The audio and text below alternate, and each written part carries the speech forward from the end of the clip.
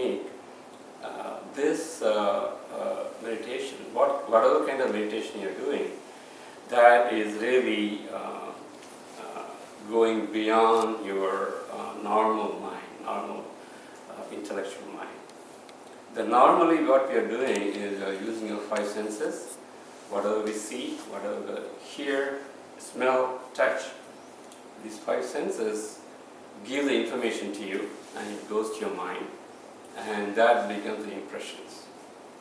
And based on that, you make decisions, you live your life. And of course, a lot of influences are there. Your parents' influences, your friends' influence, the society in which you live, and the culture in which you are brought up. All of these things involve the way what you are. And with that kind of mind, when you are going to understand, study the universe, study who you are, study what is this concept of God, why we have to do certain things as our parents are asking us to do, and why I should take that decision, not this one. Because of the development of modern science for the past 200 years, our intellect has been developed so much that we are asking questions to anything and everything that comes across to our mind. Unless our intellect is satisfied, we are not going to accept it. But the problem is, our intellect has only a limited capacity. Intellect cannot understand everything because it is almost like you're trying to measure the volume of the sea, volume of the ocean with a small teaspoon. So that is what we're trying to see. When you're trying to analyze what is God and what are we supposed to do, why this thing is happening to me, we are going to make decisions. We are going to say yes or no. We are going to say right or wrong based on this small intellect. There are so many things involved. So the only way you can understand, using intellect to understand what is going on, is to develop your consciousness, develop your mind. So how to develop it? And this is where Indian's concept of meditation comes, yoga and meditation comes there. So our forefathers, our saints and rishis, they have done so much research on this. One of the simplest thing they have given to us as a gift is the technique of yoga, technique of meditation, technique of going deep into your mind. Okay, so that is what we are doing in this meditation.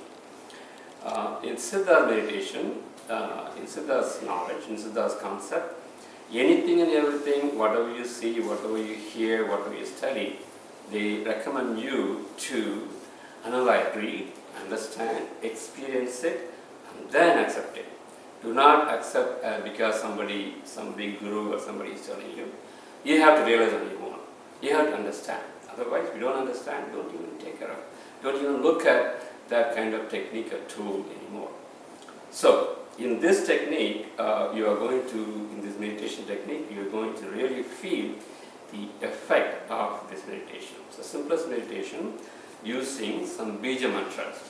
There are some special mantras by yogis, saints, who has found that different kinds of sounds in the universe in their deep meditation, and those sounds we call bija mantra, single syllable mantra, and these mantras are used for this meditation.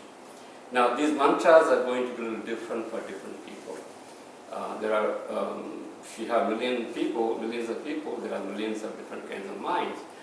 But in Siddha's found out there are 4 different kinds of people, 4 different kinds of thinking, 4 different ways of intellect acting. So we have 4 bija mantras, and out of these 4, we choose one depending on the person's birthday or even zodiac sign. Okay, depending on that, we give it to them. And the techniques will work for each and every one of them. And we choose a personal mantra because of the influence of the planets, influence of the stars on their minds, the way it works. Even sometimes how they face the challenges, how they make decisions. Mostly it all depends on, partly depends on planets, partly by the way your culture is brought to you, and also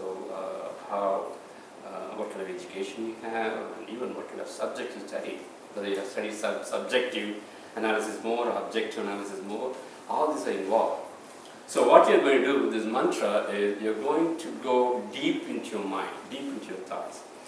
Siddha has found out that thoughts in our mind happens almost like bubble from the ocean.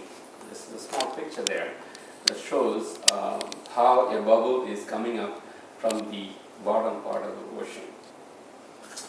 You can see at the top, you have a bubble right on the top there. That is the real thought you are really experiencing as a thought to you.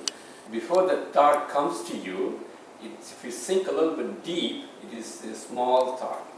And if you go down to the bottom, it's going to be very smaller, going to smaller, going to smaller. Ultimately, at the substratum, at the bottom of this bubble, it comes as a small dot. That is subconscious mind. Here you have a conscious mind, what you have. Here you have subconscious mind in the substratum. Okay? So what we are doing really in this meditation is using this technique, using this picture as an example. Here's your thought. You are given a mantra here. So you reduce the mantra to the way Siddhas have been explained. Slowly you're coming down to this level and then come touching the substratum. Now in cross here, there are a lot of imprints in your mind. Imprints in Sanskrit they call prarabdha karma, sanchita karma, and all those some of those words. What are we experiencing from your birth today? They're all like prarabdha karmas. What are we having in your past lives? They're all sanchita karmas. So all these are transcended by this mantra, the way you're saying. So ultimately you're coming down here, touching the bottom. You're not touching absolutely, that is a samadhi stage, but you're coming close there. So when you go to your ocean, you can feel the breeze of the ocean. You feel fresh, you feel clear, you feel more prana to you. So that is why you feel after meditation. So it should be having a little bit of effect in meditation, at least for some time. And then slowly you come to the level where normally even though you are doing it for 20 minutes of this meditation, within 5 or 10 minutes you will get this effect. And then after some time, maybe 5 years, 10 years of meditation, normally you behave that way.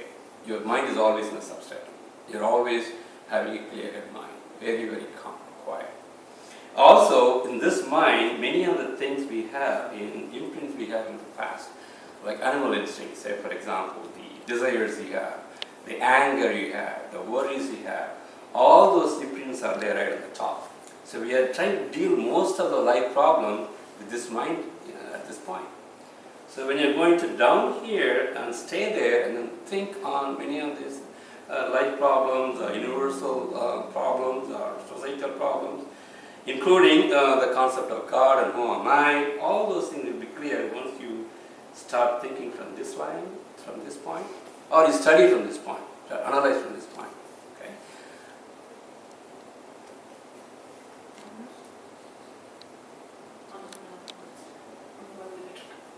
30 seconds. So this is the main theory behind this meditation. So most of the time, we are functioning right here on the top as a bubble. We don't even know where it is coming from. We just react to it. Just react to this thought. So once you have transcended consciously, not unconsciously. Unconsciously we do transcend during our sleep. But here,